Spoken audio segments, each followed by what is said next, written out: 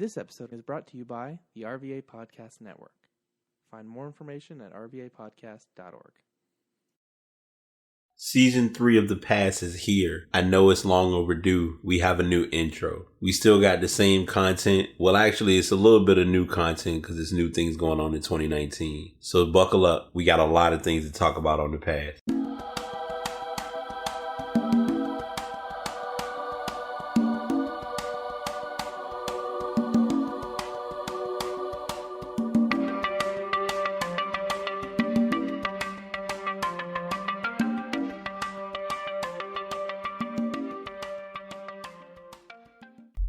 What is up? What's going on? Episode 266 of The Pass is here. I'm your host, BT. Those who are watching on Instagram Live, you have probably listened to the briefing attempt of my quote-unquote pre-production and prep, which took a little less time than expected. I'm getting this down now, trying to do within a 5 to 10 minute range. Some days that works out, other days it doesn't, but hey, what can you expect? So I'm getting better with the flow and the process, and we'll just kind of make, as I always say, make it work and make it rock. So before I get too quick into presenting the podcast, I do want to do something a little different. If you do listen to the show, you probably have noticed that there's a little blurb that comes in, like I do my normal spiel and for the opening and closing, but I also have a small little snippet, like a 10-second snippet for RVA Podcast Network. It's a podcast network that I'm currently a part of. I've been with them now for about 2 months. And the lead person of that group, Josh, I don't want to mess up his last name, so I'm going to kind of be looking his info up as I'm talking. He actually is helping me with getting better with my brand as far as podcasting, and we're kind of collaborating on promoting, kind of working on some stuff. He's mainly doing some stuff some things that he's working on, and I'm doing my best to get him out there as well as vice versa, because it's kind of almost a way of podcasting and branding that people don't tell you about. And that's kind of been my way of pushing it. So his link will be in the show notes. I always have the RVA podcast link already in the group, but now I have, I'm going to add Producers Cast within that as well. It's a podcast about creative people bringing creative ideas to creatively blow your mind. And just in the good hour or so that I talked with him, I mean, I literally was mind blown. I said Joshua, but his name is actually Jonathan. Hey, what's going on, Randy? Welcome to the show, man. I'm keeping up with you through another group, and I'm definitely looking forward to more in store. I want to do a collab soon. I know that's kind of random to throw in the show, but I want to mention that early on. Jonathan does work with Thomas, Matthew, and Kimberly. So definitely check out their show. They've been recording for quite a while, and they're creating content there as well. What's going on, Lindstad? Welcome to the show. Appreciate you tuning in on Instagram. So I do want to remind those who are new to listening to the podcast, if you are following me on Instagram, I do actually record these shows. I try to get on and record by 12 p.m. Eastern Standard Time. A lot of times things happen, life happens, as we all know, but I make it my best effort to really sit down and get on and get going. So, by the way, if I'm going to get, two things, not to give look for any pity, or 3 things, I guess I'll add. One, and this is just life venting. So if you don't want to hear this part or aren't really too pressed on it, you can kind of scroll through, but I wanted to get this out of the way early on.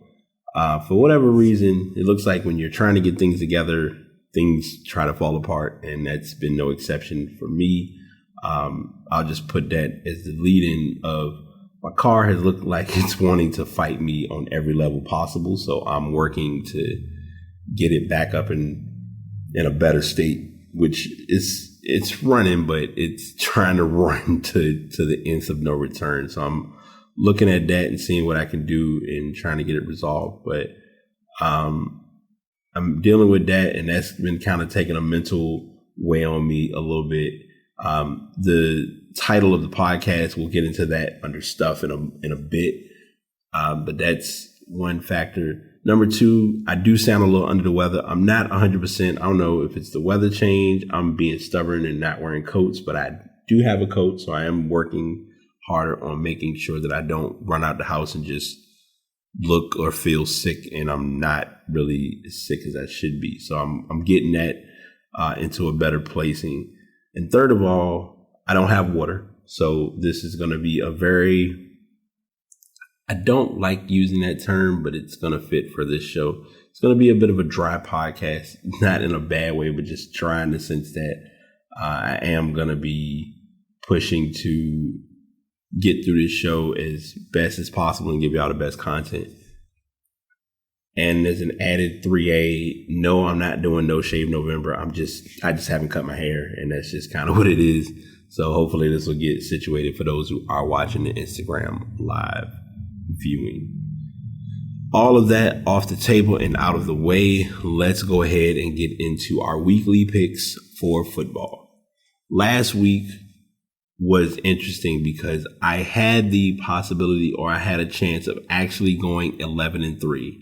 But of all the games that I got wrong, I decided to be risky and go against San Francisco. So I'm going to eat my words.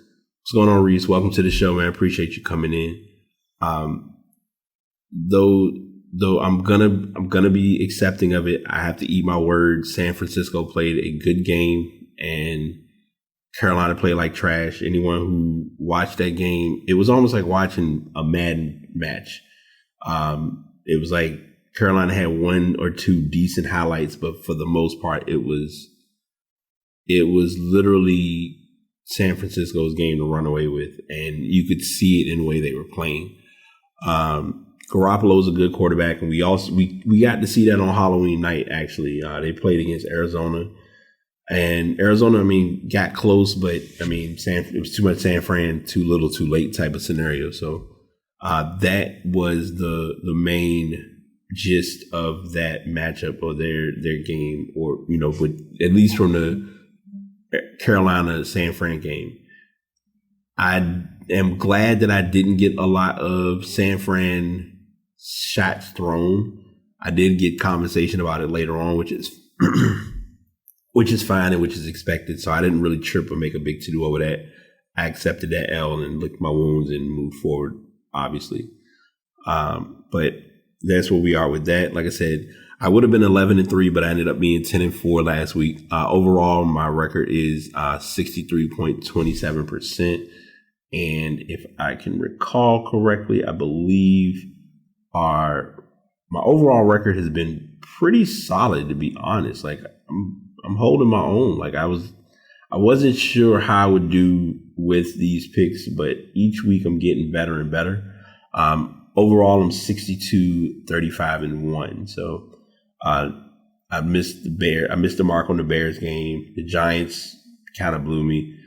Philly beating Buffalo kind of surprised me, and obviously San Fran beating Carolina. So I have to get my pride out of the way and accept that if I want true wins, I got to earn them the right way. So that's where we're at with that.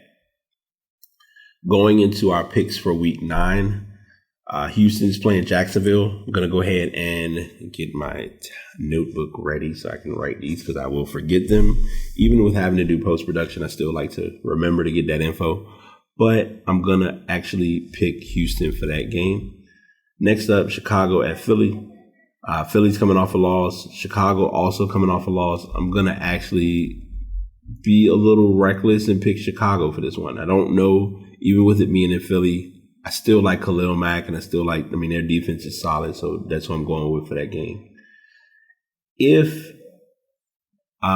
he was playing, I would pick, I can't, and I'm sitting here drawing a blank on his name, but quarterback for Kansas City. If he was playing in that game, I would easily pick Kansas City, but I'm gonna pick Minnesota to beat Kansas City in their matchup.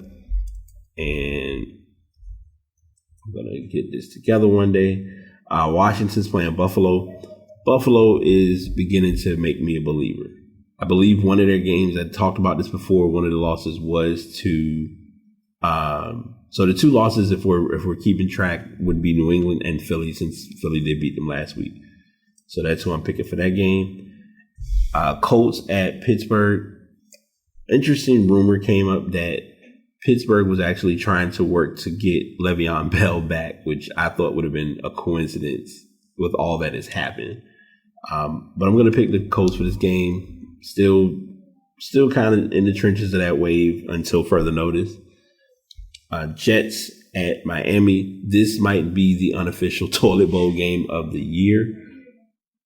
I'm still going to be reckless. I think the Jets will get another win because I don't trust Miami too much. Even with them doing a lot of trades, I'm going to pick the Jets.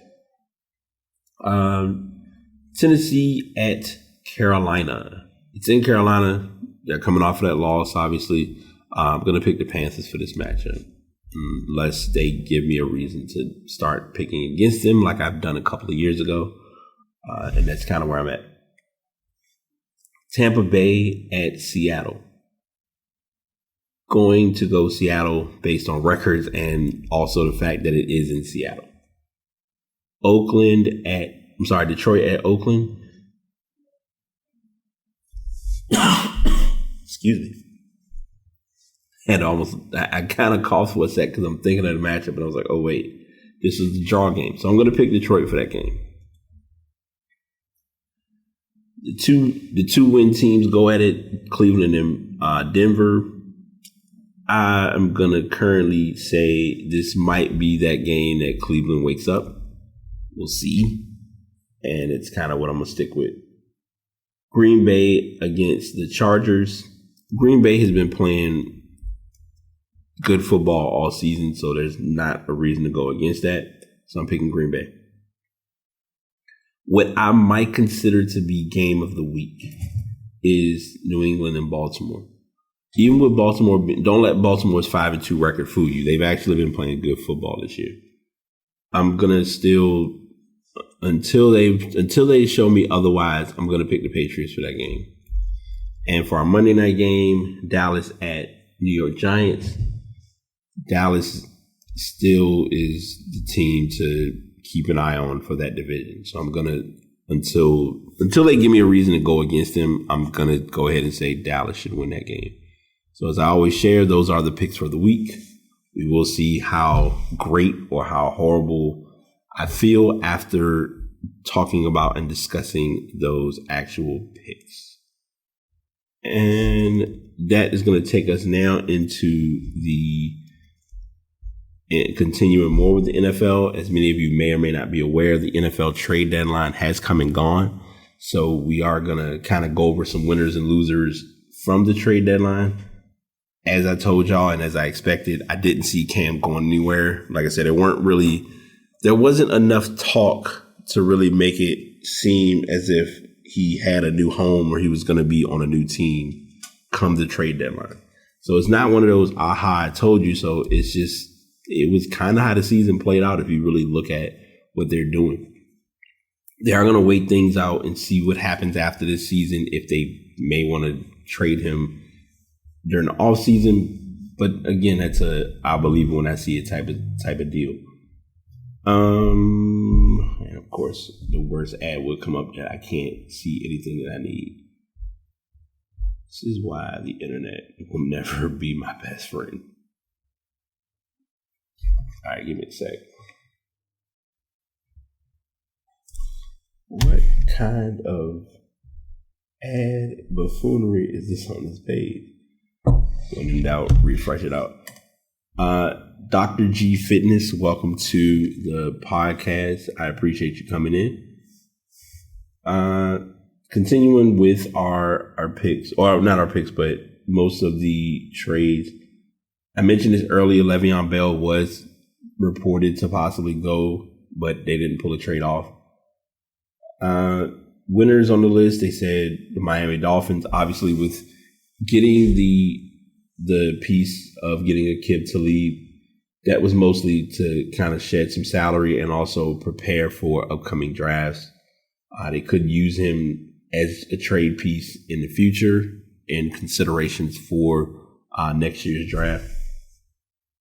They listed him as an actual winner in the draft itself. Baltimore came out as a winner in their journeys and endeavors. Jalen Ramsey, as we talked about before, he did go to the Rams. So he got his wish of getting out of Jacksonville. Jacksonville worked out good because they were able to get rid of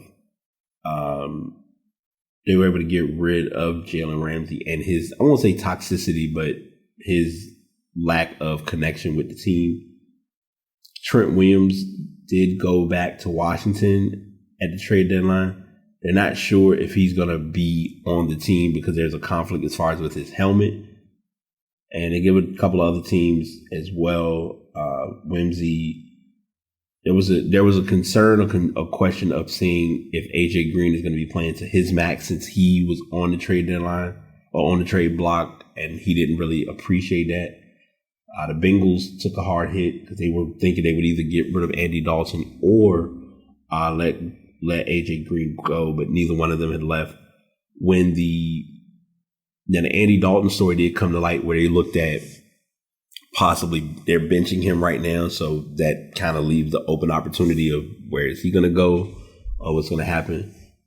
The Cleveland Browns were looked at as a loser in the trade deadline. New York Giants, because there was a question and there was an idea that kind of came up at one point as to whether or not Eli was going to get traded, and it also was that switch of Danny Dimes or Danny Jones being the starter and kind of leaving Eli on the island. So you have that factor as well. So I wasn't going to sit and go over like every single trade because there were a lot of trades that were close to happening but never did. And then like everyone was expecting this like flourish of trades to happen by 4:00. And I was like, the NFL's trade deadline is a little different than the NBA, but I understand why people treat it or look at it as such. So that's what I have for that. Now we are going to, and I won't say I usually don't, but rarely on occasion will I get into the Premier League, because I know a lot of you know or may not know that I am a big soccer fan. Chelsea actually is playing today at 1:30, and it's tough because I'm recording and I'm not trying to be on some like, all right, it's by 1:15, I want to have the show done, but I would like to get a good prep point or closeout point so I can do what I need to do and get on my way and get some stuff done. To watch them play, I believe they're playing they're playing Watford, so they're playing the last team in the potential relegated team in the Premier League. And we're not going to go too heavy about it, but we are going to talk about the teams as far as how top heavy and how it's getting to that point of the season. Like it's very early, because with the Premier League, you typically look at it as once teams get up to like the 40-point, 50-point range with their points earnings, that's when you start to see, okay, who's going to solidify what spot? Is there a chance of possibly making Champions League? Where does that put you in the Europa League? Like all of that comes into play with the Premier League's drawing of the table. Right now, Liverpool is kind of running away a little bit. They got a 6-point lead over Man City. As far as points, they have 28 points they've earned with their 9 wins. And if any of you I may have talked about this on the podcast, so I'm going to do this as kind of a refresher for those who may not remember and not be too loud. Yay, slide it without making a lot of noise. In soccer as a whole, in any league that you're in, it works as if you win a match, you get 3 points. If you draw in that match, you get 1 point. If you lose, no points. So certain teams that are in top and higher positions don't want to lose matches, because if a team under them wins, they could be bumped ahead of them. And like I said, Liverpool, Man City, Leicester City are kind of like the three that are making the most noise as of right now. Chelsea is in fourth. They're tied with Leicester City. That could change today, obviously, with matches coming up. Arsenal is surprising folks at 5. There was a brief moment where they were ahead, and we were kind of thinking, okay, Arsenal's making that run again. And you kind of have the field. Sheffield United is higher than expected. They were a team that came up from the English League One, if I'm not mistaken. Because I always forget the league that they're relegated to. I forget the name of it. But the top 4 teams, the top 3 teams from that league usually come into the Premier League. And I think this year it was Sheffield, Aston Villa, and probably Norwich City.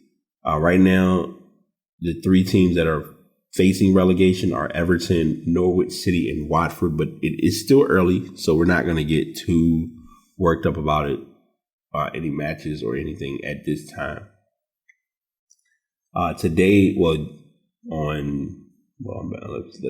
come up to today because that was in August. This week, currently, Liverpool did lose to Aston Villa. Man City is currently playing against Southampton. Let me make sure that, because I think these games look like they're still active if I'm reading this correctly. Yeah, these are still active games, so they aren't final. So right now you have, because I usually like to look at it by fixture, but I'm kind of doing the rush view of the matchups this week. AFC Bournemouth is ahead of Man U right now. Arsenal's ahead of Wolverhampton. As I mentioned earlier, Aston Villa is ahead of Liverpool. That was a controversial play that I did get a notification about earlier. Man City and Southampton are tied with each other. Sheffield is ahead of Burnley, and Newcastle United is ahead of West Ham U. And Chelsea plays later on at 1:30. And then tomorrow there will be some more matches as well. And then that'll lead us into the following week.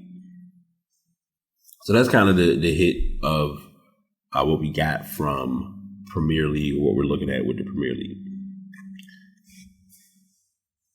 We finally have our World Series champion, and the series was played as it was expected, which is the home teams were not able to win at home.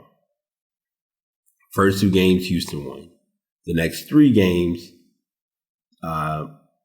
Washington won. No, I'm sorry. The first 2 games, Washington won in Houston. The next 3, Houston won in Washington. And the final 2 turned out being for Washington, and Washington was able to hoist the trophy, win the pennant, and go on to win the World Series. Today, I believe, is the day of the actual parade. So that's all going on in D.C. Condensed version, Strasburg became the MVP. I'm not sure if he was the first or how that all went about, but they did mention that he won the World Series MVP. And there was I always like this with sports when they find these like one-off or odd stats that no one thinks about. And with him, he's the first number 1 draft pick to win the MVP for the World Series. And I mean, like I said, the article kind of goes over everything, just the excitement of them winning the World Series, and it makes it more fashionable, especially with Bryce Harper not being there. Them winning the World Series caused more of an intrigue, especially with thinking of how teams in Washington haven't really been known for winning, and now all of a sudden here it is, the WNBA team wins the champion. They win their first championship. Washington Caps win their first championship in a long time. Now it's a matter of seeing if the Wizards are going to get there and also figuring out what the Redskins are going to do.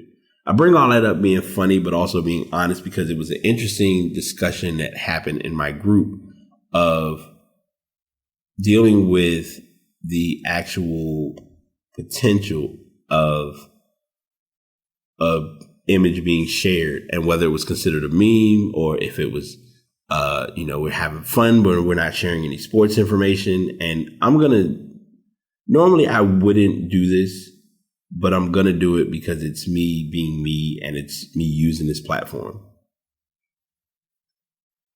Running sports groups is not as easy as people think it is, despite how much people want to nitpick over certain things being shared.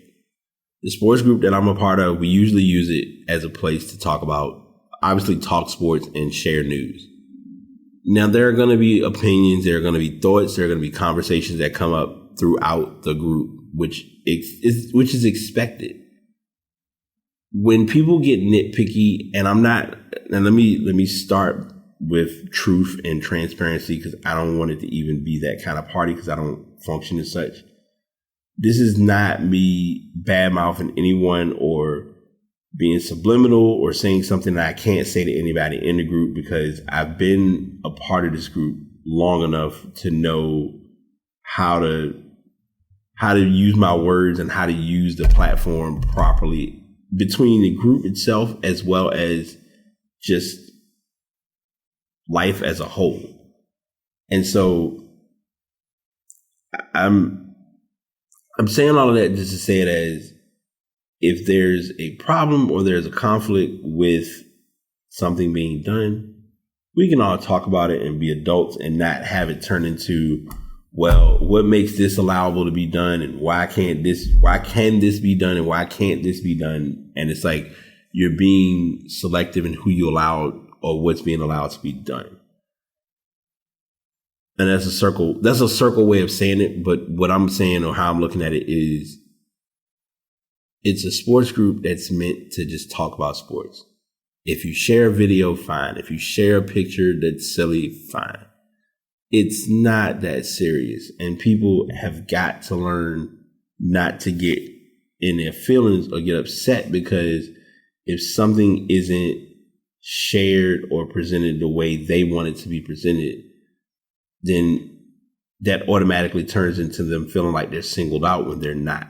Because at the end of the day, and I mean, I've said this numerous times on my own accord, I really only have my Facebook page because of that group. There's really nothing else that has been like, ooh, I really want to stay active and available on Facebook because of these things. It really is primarily the Facebook group that has been why I've done it. So I know that's like a tangent, and I know I'm like not looking at InstaLive right now, but I'm doing some stuff because it's kind of going into my next topic a little bit. So that's the reason why it's a method to my madness. And I'm still getting beat. Okay. So I am now going to get you all in the mind and the breakdown of my second year as a NBA Fantasy League owner. Now, before I get too into this, because I think I got screwed again Thursday, which is expected, and I think the guy I played against, they must not have, okay, they must, wait, no, all right, okay, never mind, I see it. All right, yeah, no wonder I didn't have a chance. So, we're going to go back a couple days, and we're going to kind of talk about this a little bit. So, week one, my opponent, I did pretty good. I didn't have too bad of a run, and I was like, all right, this is going to work out. I might have a good season. This week, I play against one of my friends who we're pretty close. We're pretty cool. Actually, he's a co-admin of the sports group, and the fantasy league we're a part of is done or has been created because of the sports group. Like members of the sports group are part of it. Long story less long. We have done our lineups and have our team set, and I mean, guys have been giving us points as needed, and it's been helpful. He got the heaviest hit of all this week, and I'm still feeling it from him starting Anthony Davis. Anthony Davis' stat line was 40 points, 20 rebounds, 2 assists, 2 blocks. Basically, he had a good showing out of a night. This led to him getting 97 points with Anthony Davis. So I thought I had a shot. And I made the following day, I had James Harden. Harden had 59 points, 3 boards, 6 assists. He had a pretty decent stat line. Cool. No big deal. Last night, he had Anthony Davis, got 60 points off of him playing, which, again, still not a bad run. We're going to go back to Halloween, though. Halloween, he earned 41 points with the guys he had playing, because not a lot of teams played on Halloween, which is understandable. Hero gave him 31. The rookie DeAndre Hunter gave him 10. And Barton didn't get anything for him productive wise. Still no biggie. The second game that came on TV, because I can remember it to a T, no pun intended, was San Antonio against Toronto. San Antonio against the LA Clippers. Big deal because it's the first time DeRozan and Kawhi have played against each other in over a year. And I think this was actually Kawhi's first game in San Antonio not wearing a San Antonio uniform. Kawhi Leonard is on my team. Kawhi Leonard did not start. I caught flack for that in the long haul. Kawhi ended up getting 72 points for that night because he scored 38 points, had 12 boards, had an assist, and had 4 steals. When I tell you I was livid that I had him on the bench and I thought I had started him, it was the most chaotic, disorganized flow that I had to experience. But I was already in, so I couldn't beat anyone up about it too heavy other than myself. But I just wanted to bring that up as talking about what my fantasy league experience has been like in just kind of learning the fantasy league flow, fantasy league basketball, that is. Because fantasy league football, I've realized I am horrible at doing fantasy league football. Every year I do it, it never works. And I'm okay with that. So it's a matter of you knowing your strengths and not letting your strengths outweigh your weaknesses. And that's kind of the Brian version of saying, I know my lane. So I am going to, because I did not want to forget, I know I try to get basketball in as a story, and there really wasn't a lot that happened. Like I said, Anthony Davis had that breakout game. Harden had his breakout game. And the big story that hit, I don't have an article for it. I'm not going to share an article because the story was carrying weight as the week progressed. First, it was Steph fell on his hand and he was injured. Then it was Steph could be out for a substantial amount of time. Okay. Then the latest bombshell was Steph could be out. Steph will possibly be out up to 3 months. In basketball terms, that's a long period of time because you look at it in a 90-day span, a team can play up to 20 or 30 games, give or take. And it's nothing against Draymond. Clay's out right now. You really don't. And let me be clear. I'm not taking nothing away from D'Angelo Russell. This might give D'Angelo Russell the green light to just shoot. And in his case, I don't blame him if he does. But I'm saying all that to say this is what a lot of people were projecting, and it's practically occurring where Golden State might not make the playoffs, but it's still early. It's still the NBA. It's also the Western Conference.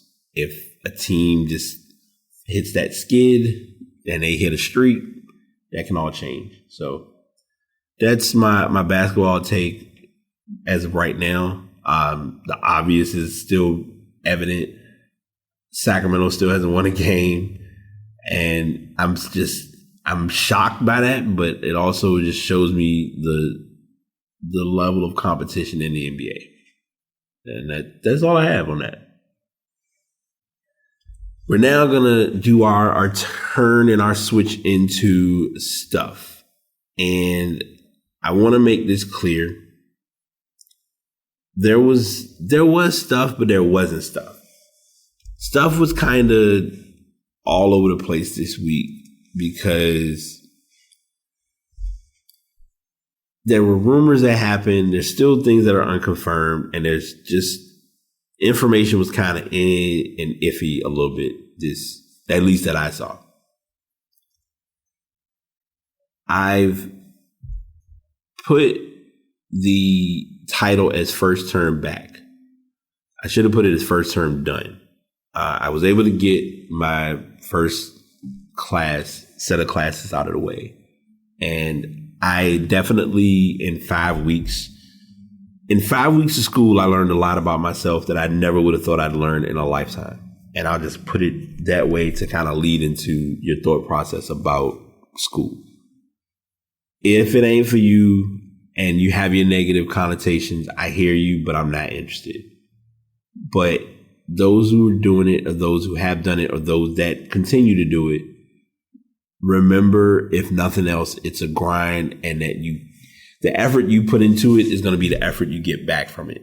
And I've realized that in this semester, or in this term of these two classes. One class, I was giving my effort, I was pushing. The other one, I thought, okay, if I slack and I can do other stuff, I'll be fine. No. I've realized that I have to give my efforts accordingly, such as the podcast is going to get my time, but I'm also not consumed as heavy with the podcast scene other than for the sake of, okay, I'm going to jot something down, write it out, call it a day, and move on to the next thing. So I'm saying all that to say, in networking class, I didn't do my best. I got a C. I wish I would have got a higher grade, but I'm glad that I did, finish out and didn't practically fail a class. So that gave me some good energy and good space with that. Programming, I got an A. I did fine on most of the work. The final was a little tough, but I did get that knocked out, and that was all I was concerned about more than anything else.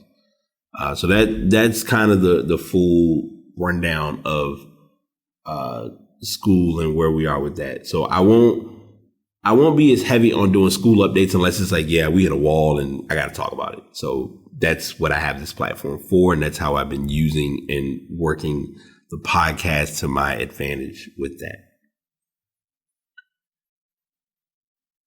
In the line of, and this just kind of transitions perfectly into what I want to talk about, or what I'm about to talk about. Currently, I am in school for network and cybersecurity. Part of that is data. The big thing now, and I hate that it's a thing, but it's a real thing, is Datagate. We are at a point right now where big businesses are part of Datagate. Companies are breaching data. Information is being leaked. And it's not just information being leaked. It's names, email addresses, salaries. It's information that others just should not know, but somehow are being presented with that information. And this portion of it is no exception to that statement or to that experience. So Adobe is the latest victim of what I'm calling, or officially coining, as Datagate. There have been 7.5 million Creative Cloud accounts that have been publicly presented that should not be public. Graphic designers, video editors, and content and other creators beware. I almost said content creators because that's pretty much what it is. Nearly 7.5 million Adobe Creative Cloud accounts were exposed to the public. The database containing the sensitive user info discovered by security researcher Bob Diachenko and Comparitech was accessible to anyone through a web browser. The exposed user data for the nearly 7.5 million accounts including email addresses, the Adobe products they subscribe to, account creation date, subscription, and payment status, local time zone, member ID, time of last login, and whether they were an Adobe employee. While no passwords, I'm rolling my eyes at the next part because this is when I value what I'm trying to learn in school. While no passwords or financial information such as credit card numbers were exposed, the data is sensitive enough to cause real problems for Creative Cloud users. It's easy to see how a bad actor could use this data to create highly targeted and convincing phishing campaigns. Adobe Creative Cloud includes industry standard software and some of the most popular apps for creatives such as Photoshop, Premiere, Illustrator, After Effects, InDesign, and more. And as most of you know, I'm team Audition all day. I love and I know I'm like going off tangent. I love Adobe. I love Audacity as a recording show. I love GarageBand. Everyone uses their preferred option of podcasting or recording. I've just found Audition to be much simpler, and the little modifications that I have to make makes for a better show. And that's it. It's easy to see how a bad actor could use his data. According to Comparitech, Diachenko immediately reached out to Adobe upon discovering the open database on October 19th. Adobe addressed the issue immediately and secured the database on the same day. Diachenko believes the data was left exposed for about a week. However, it's unclear when the database first became publicly accessible or if there was any unauthorized access. Adobe was last hit with a major data leak in 2013 when a hacker gained access to 38 million customers' usernames, encrypted passwords, and credit card info. Gotta learn, man. You have to make things secure, because that one little loophole that's left open is what causes. I'm coining it as Datagate, and I know it's not a real thing, but that's what I'm defining. Like, these are gonna be, and you know what? That might be my new segment I'll throw in. We're doing networking. I'm gonna mark that.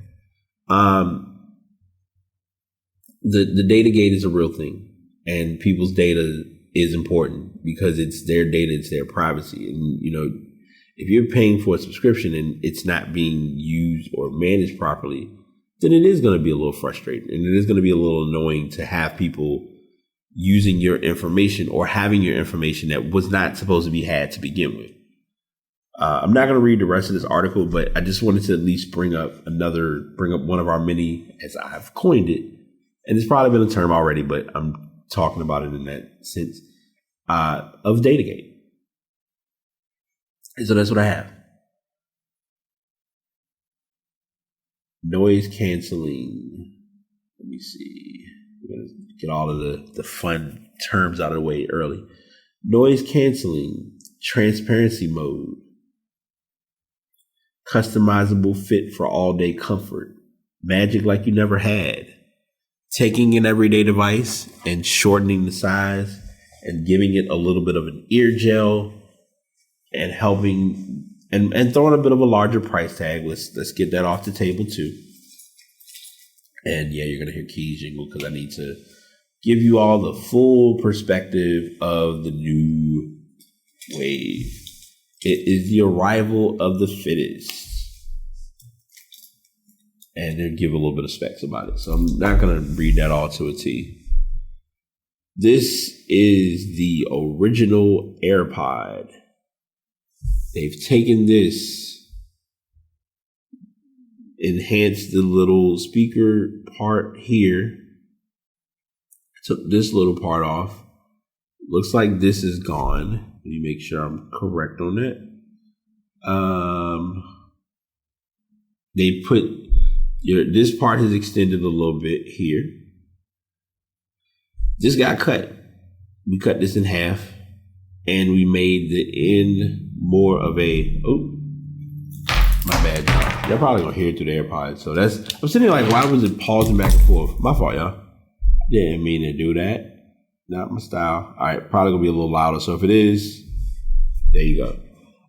But they've worked on the AirPods, and now they've officially donned the new AirPods Pro. So, number one, and let's get it out of the way now, I am not buying it. There's no reason for me to buy it. It's not targeted to my consumer option. But I will say that if anyone is looking to get their first noise canceling, advanced noise canceling headphones, this might be earphones. This might be your best option. I say this time and time again, and even with me wearing these, my challenge is that they're not noise canceling. And I've let the regret go now, but initially, like when I look at it and then after hearing the Beats Studios, whole different mindset. But the AirPods Pro are the only in-ear headphones with active noise cancellation that continuously adapts to the geometry of your ear and the fit of the ear tips, blocking out the world so you can focus on what you're listening to. I don't know if I want that though. With earbuds, I don't know if I want that. That's, of course, me being real meticulous about listening with things and all that jazz. But if you want to read up and get more information about the AirPods Pro, it is on my page. They are currently $250. I believe they've officially been released, and that's the most information that I have on that. Sticking with Apple, the reports and the rumors are possibly going to have been confirmed. There is a 16-inch MacBook Pro that isn't really new, but it is being brought to attention to be released. It has the Touch Bar and the Touch ID layout. And I'm going to talk about this before I get too into the story, but we're going to, give it its attention. I've owned the MacBook Pro 2012 edition for 4 years. I'm going to do a little bit of a camera movement. So yeah, y'all can enjoy the clouds for a second. Let me take this off and let me do this, swap this, and boom. So this is the MacBook format of the old school Macs. As you can see, ignore these because this is something that I personally got because I'm always typing. They decided to get rid of this type of keyboard on this Mac. For the newer Macs. They've gone to what's known as the butterfly keyboard. I saw the butterfly keyboard for the first time in person outside. You see it in a Mac store, but when you see like a person who bought a computer that has it and they're using it and you're like, okay, well, how do you feel about it? Do you think it's nice? Is it worth it? All this? And their reaction to it is one of the most annoying things. Like she's had her computer for a year. I think she said a year, and she had problems twice with it. The butterfly keyboard has got to go. They just need to do something with it, like take it back to the shop and work on it and come out with something better. Something.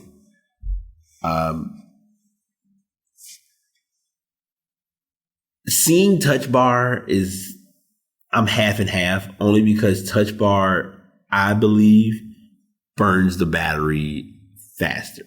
Now, that's, again, my opinion. I'm probably 100% wrong for assessing it as such, but that's how I'm thinking of it from a tech standpoint. Touch ID I can find being convenient of not having to put in your password every time. It's also helpful because in the sense of your watch, because now the feature is you can use your Apple Watch to unlock your computer and vice versa, things of that sort. So I like those features, but it's, how far are we going? You know what I mean? Like that's how I'm looking at it, at least overall. So today, this article was written on October 30th. An image was found back on the 30th in the release version of Mac OS 10.15.1, which reveals another look at the new device, showing that one of its new features will be a powered Touch ID key separated from the screen of the Touch Bar. This confirms earlier reports that also mentioned the new machine having a real escape key instead of the software one of the current models. The previous icon that was found last week has been removed from the release build of Mac OS Catalina 10.15.1, which should suggest the release date is not in October as some rumors were suggesting. Regardless, it's very clear from the recent leaks from Apple that the machine won't be a significant redesign as many were hoping for. And that's kind of the basis of that story. Like I said, I see Mac is trying, but there really isn't anything. I don't want to use the term innovative, but there's really nothing major that's going to stand out about the product as the MacBook, other than can it type? Can I do is it going to hold good battery life? And how is it on durability? Because everyone has wear and tear issues. And like I even got joked about it a couple of days ago because I have a sleeve. If you're using a laptop and you know you're going to be on your laptop a lot, buy a sleeve. So either a sleeve or some type of a protection to add to the connection to add to the protection that you already are using if you're putting it in a bag, which putting it in a bag is nothing wrong with, but you also want to make sure you are using something to just not impact your investment. And that's the condensed version of it. But yeah, that's all I have on that story. Amazon is in the earbud game, which I am surprised, but I'm glad. They have released the Echo Buds. They are putting the Alexa's features into a AirPod competitor. The rumor had been swirling around for months. They were hardly a surprise. The online retail giant has a solid track record of keeping upcoming products under lock and key. They are officially here. The Echo Buds, which are priced at $129.99. They are poised to take on Apple AirPods with hands-free Alexa, touch controls, Bose active noise reduction. Remember, noise reduction, not noise canceling. Big difference. And more. Few of the pros, it is hands-free Alexa. Hands-free Alexa works well. It's an affordable price, and there's customization. The cons is battery life, limited touch controls, mediocre sound quality, and micro USB charging. Before I continue, I'm going to do something because I don't know if my show is coming back. So any of you that were watching on Instagram TV or Instagram Live, my bad. I'm going to end the feed, and I don't want to take any chances with that. And we're going to share that story, and that's it.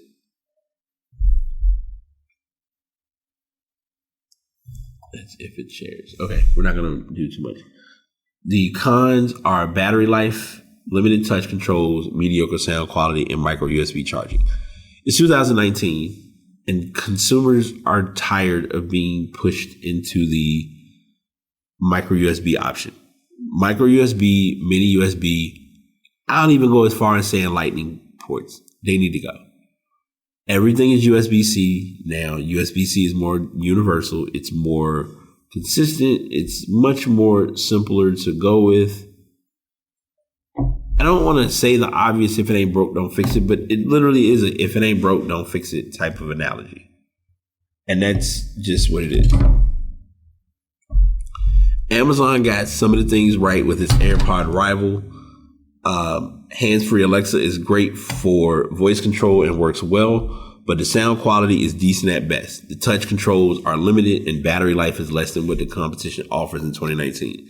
Still, these are much cheaper than rival options. In terms of design, the Echo Buds weren't wildly different from the competition. Amazon opted for touch controls over physical buttons, so the outside of the earbuds have a similar look to the Bragi Dash or Galaxy Buds. They're rather plain looking with no discernible branding. They're simply a glossy circle that accepts touches surrounded by the matte plastic of the main housing. They're also pretty average size, and they tuck nicely into your ear. And I'm not going to read this is going to be a long review, so I'm not going to read this whole review. We're already at like a 54-minute mark. And I know people's attention span, so I'm going to do something that I normally wouldn't do. If you're a Amazon user, if you are into Echo, Team Echo, whatever the case may be, and you feel like these might be a perfect match, you can definitely pick these up. The price tag is going to be your winning formula because they are inexpensive and they are through Amazon, and they also are going to work for Echo or not Echo, but for Alexa. So keep those factors in mind if you're looking at these headphones or earbuds. Motorola is doing a rebrand or a reboot. Someone talked about this a couple of months ago, and I guess Motorola must be really following through on doing it. And that is they're going to bring back the Razr. It's been images leaked of this possibility of the Razr coming back. They're not giving you much of a display view of it because they don't want to tease it too irregularly. So by not doing so, it makes it a surprise. My roommate asked me this. I'm going to talk about it. It's likely going to come with Android. It would be weird if Motorola is making this with the intent of it being like the original phone. I'm not sure if it's going to be all touchscreen. That's where it gets interesting. If anything, what I'm hoping they're going to do, and this is just my random opinion, is to find a way to implement the keyboard well enough. Because at the end of the day, the user wants the QWERTY keyboard. It's always a challenge of, do I want QWERTY or do I want my T9 and do I want a stable phone that's going to last for a long period of time? The touchscreen part of it is going to be where it gets interesting because you're going to see people with Motorola phones scrolling their lives away on social media, reading the same stuff over and over again. They're not giving too much of specs of personal information of what the phone is going to be working with. They did state it's going to have the Snapdragon 710 processor, along with either 4 gigs of RAM and 128 gigs of internal storage, or 6 gigs of RAM and 256 gigs of storage. The phone is going to have a 2730 milliamp battery, which in phone terms is not a lot, but if it's a Razr, we're not expecting a large usage on this phone because it's to take you into the digital well-being of being present. So we'll see how that goes for people. They're planning to announce the new Razr on November 13th, which is 11 days away from today. The company hasn't exactly hid the fact that it's planning on bringing back the phone. When it sent invites, Moto said it would feature the highly anticipated unveiling of a reinvented icon. So we're kind of just right now waiting to see what's going to come from this actual unveiling. So we'll see. This is the 2nd, and next week I'm available. By my next podcast, which if it lands on that day, that's going to be a very interesting scenario because the 13th, so I am actually off that day, which means you might be hearing about that. We might be talking about that on the 14th. I'm doing like a blind projection because I'm thinking in my head like what day is what day and where we are now. And if I'm a betting man, I'm gonna assume that we'll have some content and some info about it at that time. Let me check one thing. Yes, I'm off that day. So we're gonna keep our eyes open on that. Apple Card has been out for a bit, and they've talked about the features of how people are valuing the card, the interest, the breakdowns of different things of that sort. Well, Apple has decided that they're going to offer the 24-month interest-free financing on iPhones if you use an Apple Card.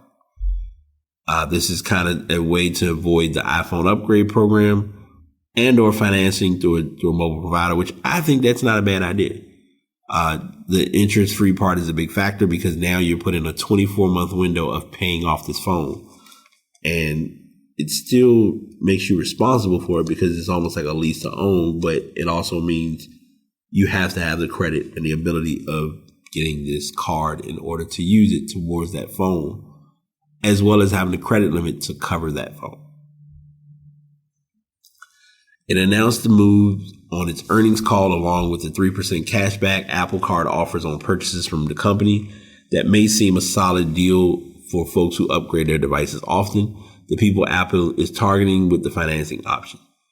The offer complements the iPhone upgrade program, which is another way Apple helps people pay for their latest phone each year, with Apple Care Plus coverage included. Both are alternatives to financing the cost of a phone through a mobile provider or with another credit card and the interest and fees that may involve. The company also has an iPhone trade-in program, which encourages people to upgrade at a lower cost than buying a phone outright. The Apple CFO, Luca Maestri, said on the call that many customers are taking advantage of that offer. The company is seeing more than 5 times the volume of iPhone trade-ins as it did a year ago. Apple's far from the only entity to offer 24-month interest-free financing on devices, and they go over some different options for that. As with the service, like Apple Music, TV Plus, and Arcade, it seems Apple is trying to reframe iPhone financing and upgrades as a monthly expense and not necessarily a large one-time hit to wallet. So good for them for thinking that whole process through.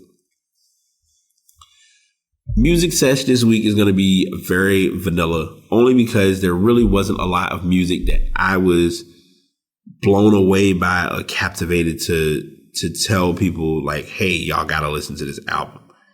And let me preface that in saying this. You're going to have those points in music. You just are. And it's okay. I realized that I was old, and I know people are going to say, yes, you should know that by now, but it was confirmed of how old I was in looking at the fact that Mariah Carey's Christmas album came out in 94. That's 25 years ago, which led to the Merry Christmas Deluxe Anniversary Edition being released yesterday.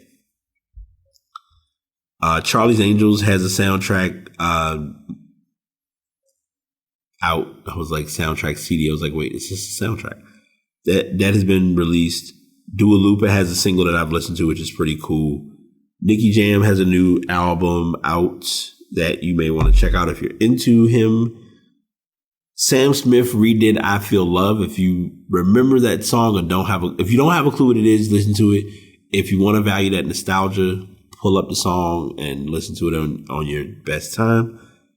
Miguel has an odd song called Funeral. I did listen to that and I'm still processing a little bit.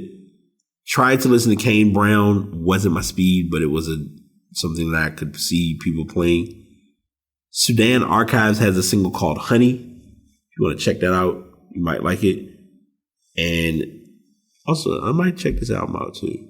They have another album that she did called, or it's a playlist called Butter. And Butter, I actually got introduced to Butter recently in like motivational music to play while recording or editing.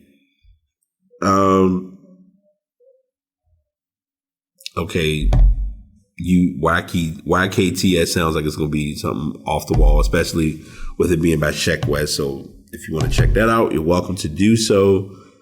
Yumi, I listened to her EP. I was thinking it was an album, and I was upset when I realized it was 4 tracks. So I got hit with the EP Trick 'Em Up, and that happens. Jeff Goldblum has a new album called I Shouldn't Be Telling You This, if you want to check that out. Tiana Taylor and Kehlani have a single together called Morning. And I think that is everything that I'm looking that I feel could be shared with you all to listen to. Our alum R has an album called Surfacing. May check that out because it sounds like something kind of chill. Blink-182. They have something. DDG just brought out his album called Valedictorian. If any of you have no idea who that is, he's actually a content creator for YouTube. So he's in the music scene as well. And that's it for music. As far as for Music Sesh, AirPod Escape, Beats Escape, headphone disconnect, whatever you choose to term or coin that title. I have an excellent message to pass to everyone today. But before I do, I am going to give you my favorite part of the show that I did not realize would become such a fun conversation piece. But we're going to get into it anyway. And that is the ass of the week, or the asses of the week. Our first ass of the week, oddly enough, is from Wisconsin. This one still doesn't add up to me, but it was a real thing. So if the video plays, I'm going to let them talk, and then we'll kind of have a field day with it. If I get a commercial, I'm be very devastated. A shoplifter used a rather strange tactic as he attempted to make off with some merchandise. NBC 15's Tim Elliott shows us how the crime caught on camera might crack you up. Surveillance video catches the cheeky thief in the act. You can see the massive flute down his pants and running up his back. That was shocking. That part, I just actually couldn't help but laugh about it. Tony Farrell is the owner of Voight Music Center on Main Street in downtown Janesville. The flute was actually right here next to a couple of other flutes. He says on Friday, this man milled around the store for a bit before making a beeline for the flute. Took it right off the wall and walked right over here with it in his hand. You can see him carrying the flute, but then went right behind where a camera is and put it down the back of his pants. It was just so ridiculous. Just would not expect somebody to be so, well, stupid. Farrell's mother confronted the would-be thief before he could walk out the door. Oh, I've got a flute. That's where I keep my flutes. And so she pulled it right out of his pants and said, oh, you keep your flutes with our tag on it in the back of your pants? The man got away empty-handed, but now Farrell had this soiled glute flute on his hands. I couldn't in good conscience have anybody ever put their lips to that instrument. And that's when Farrell got this bright idea. Hey, what the heck? Let's make something good out of it. He turned the instrument into this beautiful lamp. We've had lots of dumb criminals before that have usually gotten caught doing stupid things, but no, this is the best. Tony says he plans on keeping the lamp right here on display at his storefront on Main Street in Janesville. He says it's not for sale, but hey, you never know. If someone wants it bad enough, everything has a price. In Janesville, Tim Elliott, NBC 15 News. If you buy that flute, you ought to be ashamed of yourself. The flute was valued at about $500, but again, he does not intend to sell the flute, which is now a lamp. That was a smart way to reinvent it. Because I'm sitting there when they showed the intro, I'm like, you actually turned it into a stand, like a lamp. That's kind of smart. The fact that he put the flute in his crack and thought no one was going to notice it. And what made it even worse, if you look at the video, if you're keeping up with these links on pastpodcast.com, if you go to the actual link and look at the video, you can see it just as clear as day on camera. And him they show him walking around with it, doing whatever, as they mentioned in the playback. Dude, it's not that serious. Like, if you really need a flute that bad, just work a deal out of something. Or talk to who you know, like stealing a flute. And still, like, what made stealing the flute bad was he ended up not getting the flute. So it still was like a waste of time. So I don't know if they banned him from coming back in the store. It would have been interesting if they knew who he was, but he may not even come back to that store again. So that's our first ass of the week. Didn't really have to read the article for that one because it just made it easier for me not to. This one I'm going to read because I don't believe there's a video, and I'm glad there's not because this is still the funniest thing ever. The largest bill in America is the $100,000 bill. It's not something we're walking around expecting to see. For most of us, for years past, we were excited to see a $100 bill, let alone a $1,000 bill. I think there's $500 bills. Don't hold me to that, but just run with me here on this one. This guy attempted to open a bank account with Lincoln Bank using a $1 million bill. He went into the Pinnacle Bank branch in Havelock on Monday. Staff at the 61st Street and Havelock Avenue branch reported the encounter they had with the man because it was strange. This was reported by Officer Angela Sands. At about 9:30 a.m., he came into the branch and presented a bill and adamantly claimed it was real despite attempts by tellers to convince him otherwise. He left with the bill and without a new account. Lincoln police are reviewing surveillance in an attempt to identify him, check his welfare, and determine whether he had been the victim of a crime. And as they mentioned, and as I just confirmed, the largest bill ever printed by the U.S. Mint is the $100,000 bill. It's no way possible that you're that desperate to go that far to do something that special. But here we are, so I guess it is possible. Our final ass of the week is local here in Richmond. And I'm mad because I'm not on Instagram Live, but it's cool because if anyone now is able to, they can listen to the podcast and hear about this story. Before I go too far, shout outs to Elliot. He's one of my immediate friends in the Cool Kids Circle or the Cool Kids Table. He was on the podcast a while back, ways back when I was doing I think we were having a 90s conversation and he randomly yelled in, but I was still kind of getting my podcasting feet wet then and learning how to control a show. Now it's what I say goes and how it flows is under my control. But he shared this article with the group, and as soon as he shared it, when I went to read it, I was like, no pun intended, this is literally ass of the week. I'm not making it ass of the year because it's cool, but it ain't up there to me. But it might be local ass of the year so far because I don't think we've gotten too many local stupid stories. Now I'm gonna work on that. There might be something else to think about or consider, but that's another point to hit when we get there. But a defecating vandal leaves behind a huge mess at Willow Lawn business. And the statement is, why is he doing this?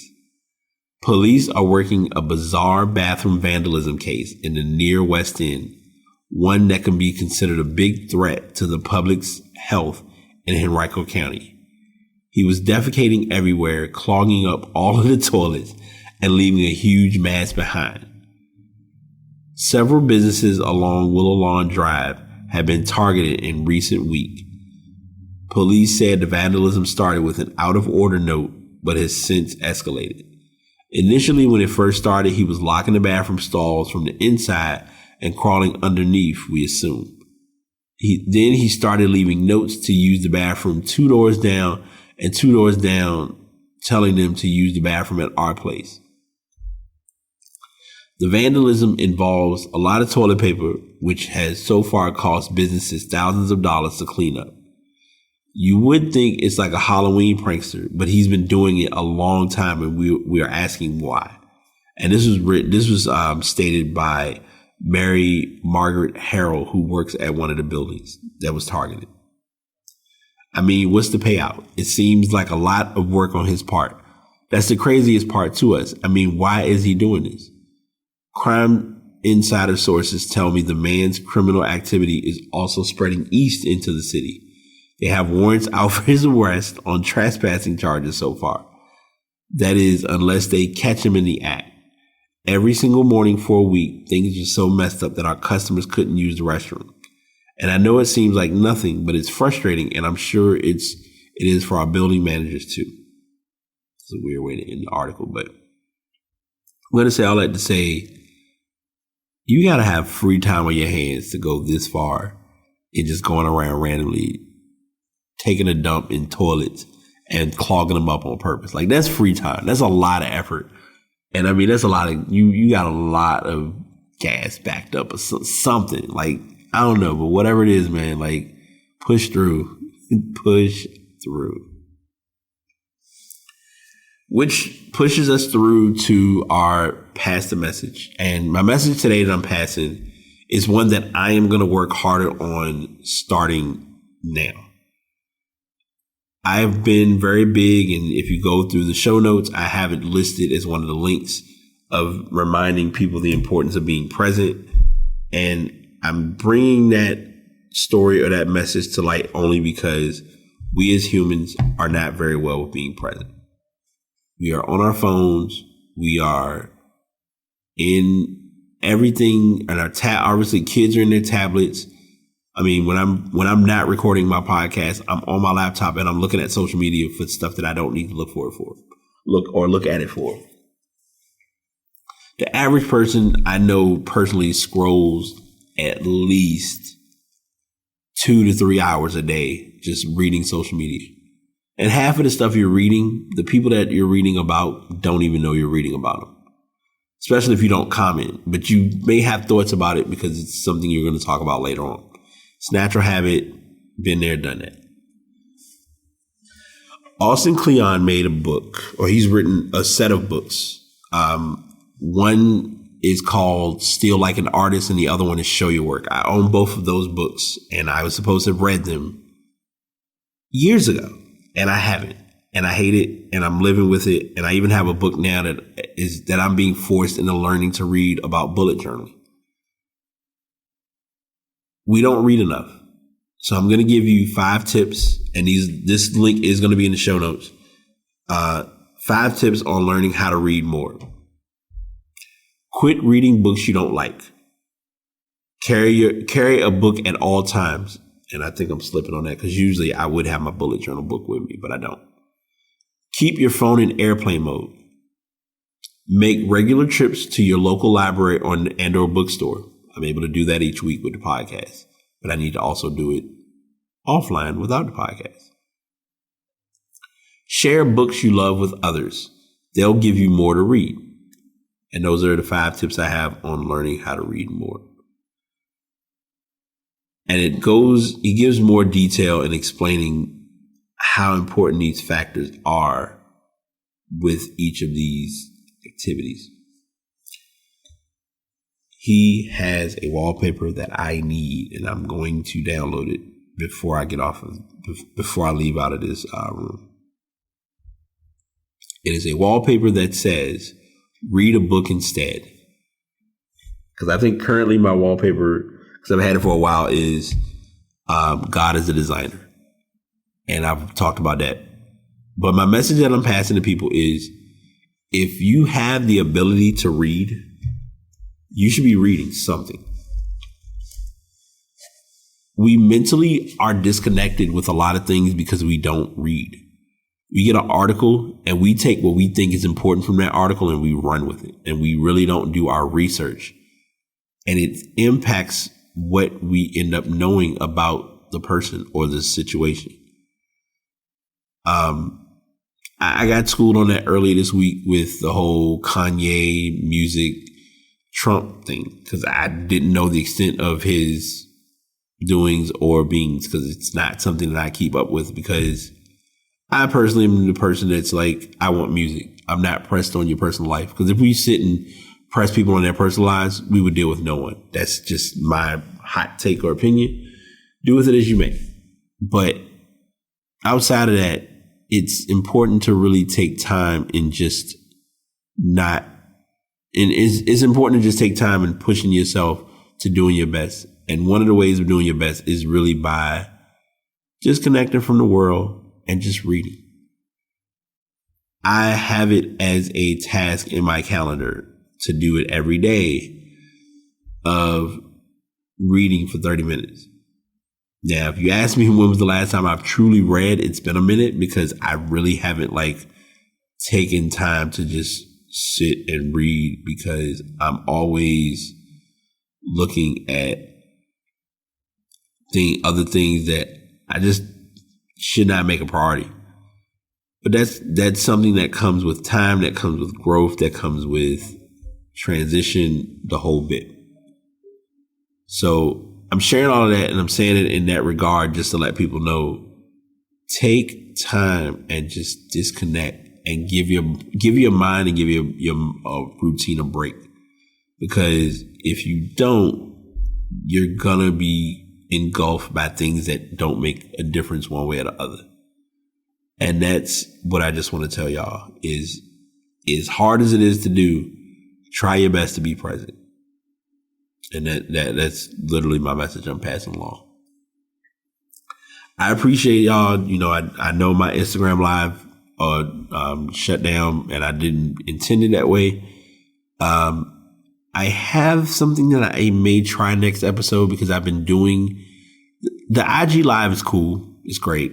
But I may just resort to just keeping it simple and doing IGTVs and make the IGTV episode a podcast.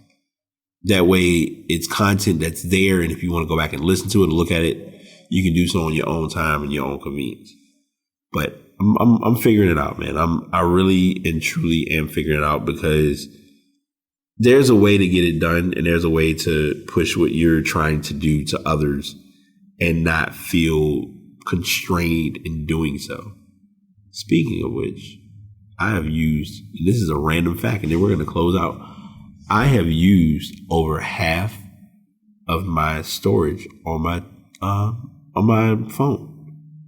And that's very telling, especially because I have a lot of apps. But the interesting part is, if at any point I've used each of, if not all of the apps in some manner or in some way, somehow. So that is interesting. All right.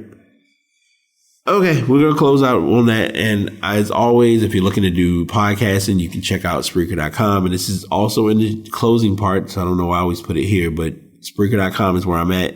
And Brian Say Podcast is how you can find me. I am using the Yeti X. If you are looking to get a good microphone, you can use the Blue Yeti X. If you cannot afford the Yeti X, get a Snowball. Just as good quality. But if you really want the high-end quality, get the Yeti. Most people are doing the Yeti Pro for the sake of production. And that's all I have. So next week, we will give updates on week 10. More basketball. Somebody's going to do something crazy. We didn't get into it, and I didn't ignore it on purpose. But the Joel Embiid, Karl Anthony Towns hand slapping, because they didn't fight. But whatever. That's all I can tell you now. But we'll get more content and get more news shared on the past. And as always, y'all take care. BT signing out. Another episode is in the books. Thanks to everyone for tuning in. As I always share, if you'd like to get into podcasting, you can check out Spreaker.com. And if you're looking to invest in a microphone, or if you're looking to genuinely start with recording, I use the Blue Yeti microphone, but you may prefer to do the Samson Meteor. Just know that if it's your craft and it's something that you're meant to do it and do it well. That's my main thing to tell people about 2019. Do it and be reliable. Y'all take it easy.